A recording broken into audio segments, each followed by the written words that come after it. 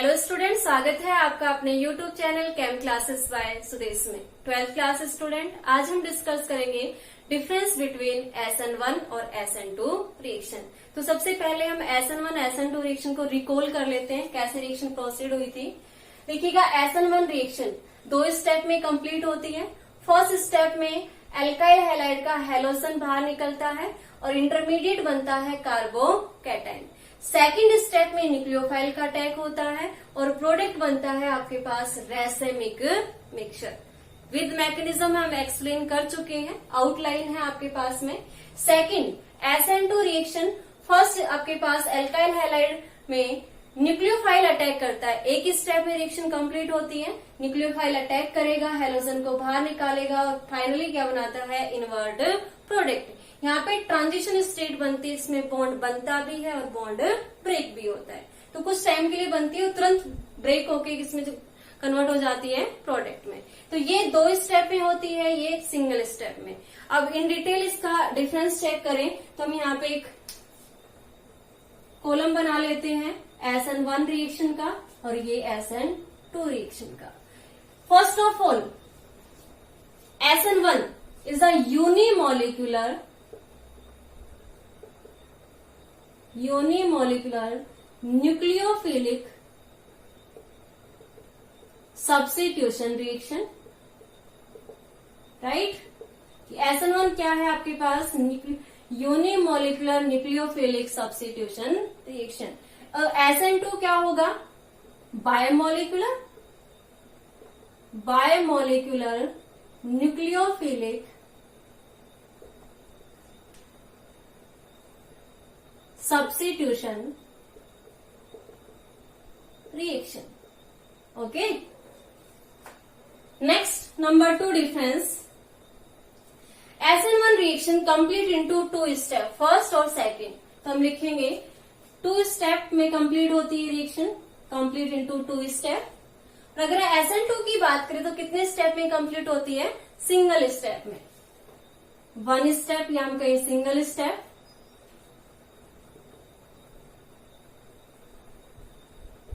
step. Okay. Next, number 3 difference, very important. SN1 reaction proceed polar protic solvent. कैसे solvent में proceed होती है, polar protic solvent। Example के form में proton present होगा, H+ present होगा। एग्जाम्पल के फॉर्म में हम यहाँ पे लिखें तो आपके पास में होगा एसिटिक एसिड, हम यूज में ले सकते हैं, कौन, एसिटिक एसिड। ओके। नेक्स्ट यहाँ पे अगर SN2 की बात करें तो ये रिएक्शन प्रोसीड होती है पोलर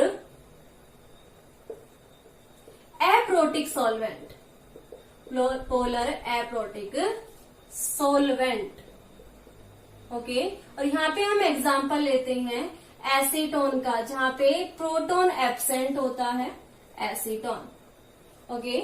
नेक्स्ट नंबर 4, ये थर्ड क्या था, पोलर प्रोटिक सॉल्वेंट की प्रेजेंस में रिएक्शन होगी। ये किसकी प्रेजेंस में होगी, polar aprotic solvent. Next one आपके पास में कि जो रिएक्शन प्रोसीड होती है वो वीक न्यूक्लियोफाइल की प्रेजेंट में होती है। वीक न्यूक्लियोफाइल क्यों, क्योंकि फर्स्ट स्टेप में न्यूक्लियोफाइल का अटैक नहीं होता है, अटैक इसमें होता है सेकंड में। ठीक है, तो हमें वीक न्यूक्लियोफाइल की रिक्वायरमेंट होती है, तो ये वीक न्यूक्लियोफाइल की प्रेजेंस में होती है। और अगर हम बात करें तो ये किसकी प्रेजेंस में होती है, स्ट्रॉन्ग न्यूक्लियोफाइल की प्रेजेंस में। ये वीक न्यूक्लियोफाइल और ये क्या होगा, स्ट्रॉन्ग न्यूक्लियोफाइल। नेक्स्ट नंबर 5 की बात करें, वेरी इंपॉर्टेंट। SN1 रिएक्शन में जो आपके पास कार्बोकैटायन बनता है, इंटरमीडिएट क्या बनता है, कार्बोकैटायन। तो हम लिख सकते हैं SN1 reaction proceed via carbocation intermediate. कौन सा इंटरमीडिएट बनता है, कार्बोकैटायन। देखो यहाँ पे फर्स्ट स्टेप में हाइड्रोजन बाहर निकलता है, R पॉजिटिव बनता है, जिसको क्या कहते हैं, कार्बोकैटायन। लेकिन अगर हम बात करें SN2 में, क्या यहाँ पे कोई इंटरमीडिएट बनता है, नहीं। यहाँ पे क्या बनता है, ट्रांजिशन स्टेट। ट्रांजिशन स्टेट हम यहाँ पे लिखते हैं कार्बोकेटन इंटरमीडिएट इज फॉर्म्ड, और यहाँ पे transition state is formed. Okay, यहाँ पे कार्बोकेटाइन, यहाँ पे ट्रांजिशन स्टेट। नंबर 6 डिफरेंस हम बात करें कि रिएक्शन की रेट ऑफ रिएक्शन किस पे डिपेंड करती है, रिएक्टेंट मॉलिक्यूल पे। और फर्स्ट SN1 रिएक्शन में देखें तो फर्स्ट स्टेप जो स्लो स्टेप होता है और इसी को क्या कहते हैं, RDS step, rate determining step. तो यहाँ पे एक ही मॉलिक्यूल है, वो कौन है, एल्काइल हैलाइड। तो यहाँ पे रेट किस पे डिपेंड करती है, एल्काइल हैलाइड की कंसंट्रेशन पे। लेकिन अगर हम SN2 रिएक्शन की बात करें तो देखिएगा ये फर्स्ट एक ही स्टेप में कंप्लीट होती है, तो यहाँ पे एल्काइल हैलाइड की भी कंसंट्रेशन डिपेंड करेगी और साथ में कौन है भाई, यहाँ पे न्यूक्लियोफाइल। तो दोनों ही रेट को इफेक्ट करते हैं। तो रेट किसकी डायरेक्टली प्रोपोर्शनल होती है, Rx as well as nucleophile, दोनों की कंसंट्रेशन पे डिपेंड करेगी। तो rate is directly proportional to the concentration of alkyl halide in case of SN1 reaction, और rate of reaction is directly proportional to the alkyl halide as well as concentration of nucleophile। ठीक है, तो ये याद रखिएगा, very important point है। Number 7 point की हम बात करें तो देखिएगा रिएक्शन का ऑर्डर पावर पे डिपेंड करता है, रेट की पावर पे। तो कितनी पावर है, 1। और साथ में हम कहें कि यहाँ पे रिएक्शन की मॉलिक्युलरिटी कितनी है, वो भी क्या है, 1। एक ही मॉलिक्यूल पार्टिसिपेट कर रहा है, एल्काइल हैलाइड। तो यहाँ पे ऑर्डर और मॉलिक्युलरिटी दोनों ही क्या है, 1 है। लेकिन अगर हम इस केस में बात करें SN2 में, तो यहाँ पे देखिएगा ऑर्डर क्या रहेगा बच्चों आपके पास में, 2, एक RX का और दूसरा न्यूक्लियोफाइल का। ठीक है, और मॉलिक्युलरिटी भी क्या रहेगी, 2 रहेगी, मॉलिक्युलरिटी 2। तो यहाँ पे ऑर्डर ऑफ रिएक्शन क्या रहेगा, 1, और यहाँ पे ऑर्डर ऑफ रिएक्शन क्या रहेगा, 2। तो डिफरेंस हो गया। तो नोट कीजिए 7 डिफरेंस, और भी है वो लिखेंगे, पहले इनको नोट कीजिएगा। ठीक है, चलो next difference number 8, rate of reaction. हम कहेंगे कि reactivity of alkyl halide towards SN1 reaction. बच्चों वेरी इंपॉर्टेंट पॉइंट है, क्वेश्चन यहीं से सोल्व होंगे आपके पास। Reactivity of alkyl halide towards SN1 reaction, या हम कहें rate of reaction, alkyl halide की रेट। बच्चे किस पे डिपेंड करती है, is directly proportional to the stability of carbocation. Very important point, आपके पास इंटरमीडिएट क्या बनता है, कार्बोकैटायन, कितना स्टेबल बनेगा तो उसकी रिएक्शन क्या होगी, फास्ट। अब देखिएगा 1 डिग्री, 2 डिग्री, 3 डिग्री, 3 कार्बोकैटायन बनते हैं और हमें पता है कि 3 डिग्री कार्बोकैटायन क्या होगा, स्टेबल। तो 3 डिग्री एल्काइल हैलाइड से 3 डिग्री कार्बोकैटायन बनेगा, तो 3 डिग्री एल्काइल हैलाइड की रिएक्टिविटी क्या होगी, हाईएस्ट। एग्जाम्पल अगर हम देखें तो मान लीजिए आपके पास ये कंपाउंड है CH3 CH3 CH3 और ये X, ये 3 डिग्री एल्काइल हैलाइड है। नेक्स्ट 2 डिग्री की बात करें, CH3 CHX, ये 2 डिग्री एल्काइल हैलाइड है। और ये हम बात करें 1 डिग्री की, CH3 CH2 और X, ये 1 डिग्री। और फाइनली एक हो रहा है आपके पास सुपर 1 डिग्री, सुपर 1 डिग्री। तो इसकी रिएक्टिविटी क्या होगी, लीस्ट। तो हम रिएक्टिविटी ऑर्डर देखें तो ये रहेगा 3 to 1। यहाँ लिख सकते हैं 3 डिग्री की हाईएस्ट होगी, 2 डिग्री की उससे कम होगी, 1 डिग्री की सबसे कम और सुपर 1 डिग्री की लीस्ट होगी। तो ये रहेगा आपके पास एल्काइल हैलाइड का order, reactivity order. Very important, 3 degree highest और 1 डिग्री लीस्ट। SN2 में हम बात करें, SN2 में reactivity of alkyl halide RX की बात कर रहे हैं टुवर्ड्स SN2 रिएक्शन। और बच्चे SN2 रिएक्शन में हम कहें रिएक्टिविटी डिपेंड करती है स्टेरिक हिंड्रेंस, और ये कैसा होता है, इनवर्सली प्रोपोर्शनल स्टेरिक हिंड्रेंस। क्राउडनेस जितनी ज्यादा होगी रिएक्टिविटी उतनी ही कम होगी, और क्राउडनेस सबसे ज्यादा कहाँ होती है, 3 डिग्री में। 3 बल्कि ग्रुप जुड़ जाते हैं जिसकी वजह से न्यूक्लियोफाइल का अटैक पॉसिबल नहीं हो पाता। तो हम बात करें एग्जाम्पल के फॉर्म में, वही सेम CH3, CH3, CH3 और X, 3 बल्कि ग्रुप आ गए, क्या न्यूक्लियोफाइल का अटैक हो पाएगा। और हमें ये भी पता है कि न्यूक्लियोफाइल का अटैक SN2 रिएक्शन में फ्रंट अटैक पॉसिबल नहीं है, तो किधर करता है, बैक साइड अटैक। और यहाँ पे तीनों के आगे बल्कि ग्रुप न्यूक्लियोफाइल को अप्रोच नहीं करने देंगे, तो इसकी रिएक्टिविटी क्या होगी, लीस्ट। इससे ज्यादा किसकी होती है, 2 डिग्री की, क्योंकि यहाँ पे एक हाइड्रोजन होता है जिसका साइज स्मॉल होता है, तो यहाँ पे पॉसिबिलिटी थोड़ी सी आ जाती है कि न्यूक्लियोफाइल अटैक कर पाए। नेक्स्ट किसकी होगी आपके पास में यहाँ पे 1 डिग्री की, और सबसे फास्ट किसकी होगी, सुपर 1 डिग्री। तो हम रिएक्टिविटी ऑर्डर लिख सकते हैं, super 1 degree methyl halide X की हाईएस्ट होगी, उससे कम 1 डिग्री, उससे कम 2 डिग्री, और लीस्ट होगी 3 डिग्री की। तो देखिए आप यहाँ पे दोनों में SN1 और SN2 जस्ट रिवर्स ऑर्डर है रिएक्टिविटी का एल्काइल हैलाइड का। SN1 में 3 to 1 है, तो SN2 में 1 to 3 है। याद रखिएगा, वेरी इंपॉर्टेंट, लिख लीजिएगा।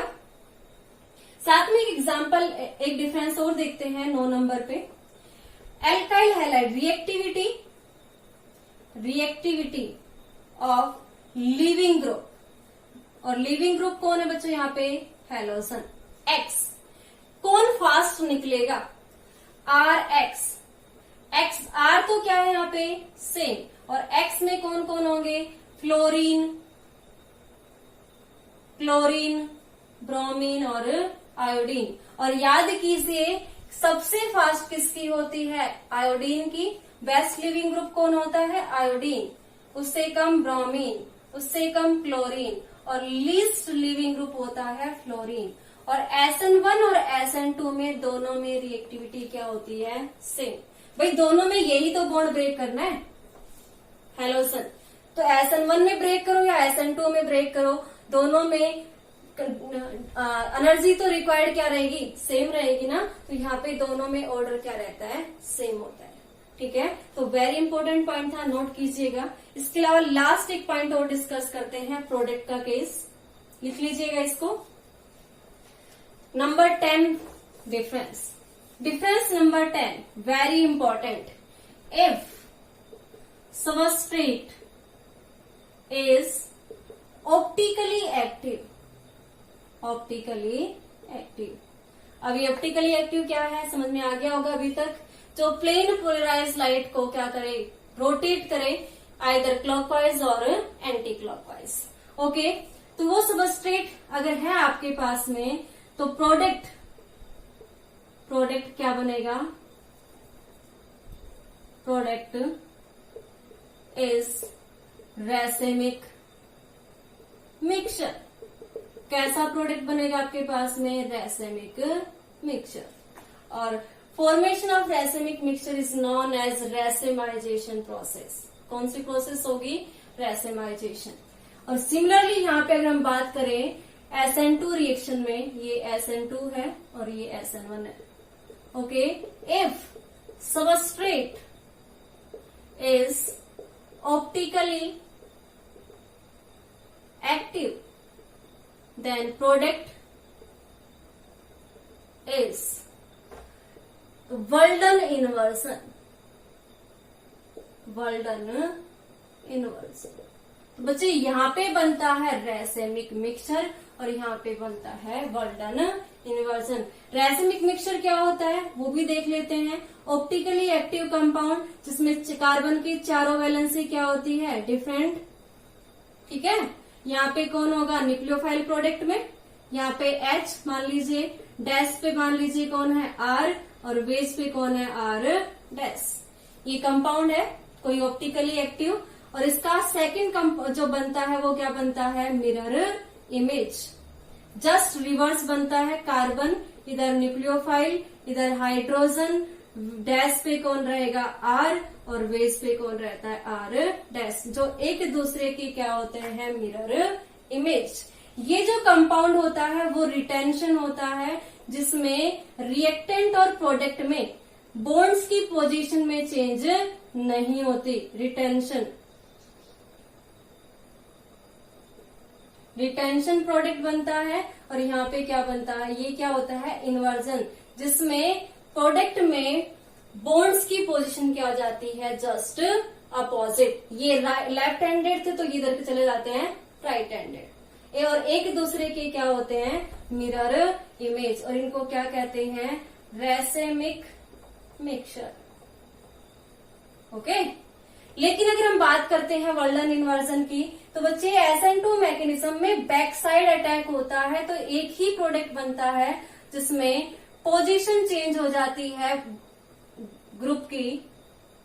यहाँ पे R, यहाँ पे R डैश, और यहाँ पे कौन आ जाता है न्यूक्लियोफाइल। एक ही कंपाउंड बनता है, लेकिन रिएक्टेंट के कंपैरिजन में प्रोडक्ट की पोजीशन क्या जाती है अपोजिट, इसलिए इसको कहते हैं वर्ल्डन इन्वर्जन।